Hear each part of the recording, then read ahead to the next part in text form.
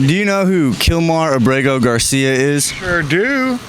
Yes, I do know. That's the guy they picked up and they took him to El Salvador and put him in that prison with no due process. Do you know the name Kilmar Abrego Garcia?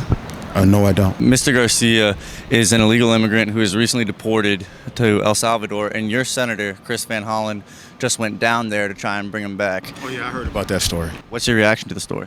It was a travesty. It's a shame that, they could go ahead and violate a judge's orders and have somebody wrongfully imprisoned in a country that is infamous for not treating prisoners well. Do you know who Kilmar Abrego Garcia is? I do. He should be back in the United States, and he should get due process. That's the way America works. If you want to go live in North Korea, then you don't have due process. Go live there. He's the guy who was wrongfully sent to El Salvador. The senator of Maryland, Chris Van Hollen, has actually went to El Salvador to advocate for his return. What's your thoughts on this? I think it's great. I think that the senator recognizes that whether or not that guy is a citizen or not, he was a resident of Maryland, and he feels like he represents him, and he feels like something very wrong was done to him. And there's a lot of very wrong things being done to a lot of people right now, and I respect him for standing up for it. It was nice of him to go down there, honestly, because everyone deserves a right to be here, especially if they were given those rights on paper. Now, there is some criticism saying that Senator Van Hollen should focus on Maryland problems, the economy, public health, and he shouldn't be going down there. What do you say to that? I think he's doing that for the good of the people. Everybody in Maryland and Beltsville, us Maryland people would like to see that boy brought home, at least I would. Do you think Senator Van Hollen's doing the right thing? You're darn tootin'. So Senator Chris Van Hollen has received some criticisms about his actions, saying that he should be more focused on his state, Marylanders and public health, things like that. Do you agree with that sentiment?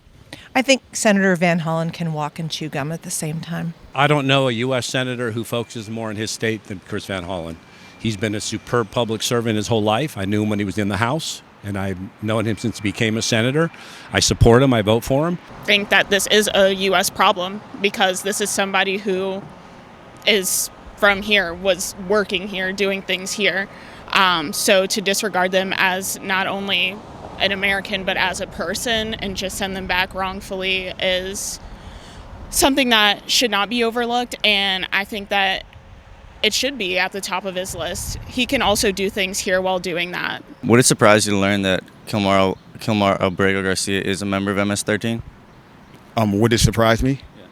Yeah. If I heard about that, yes. None of that's been proved. That's called putting it in court. That's called process, man.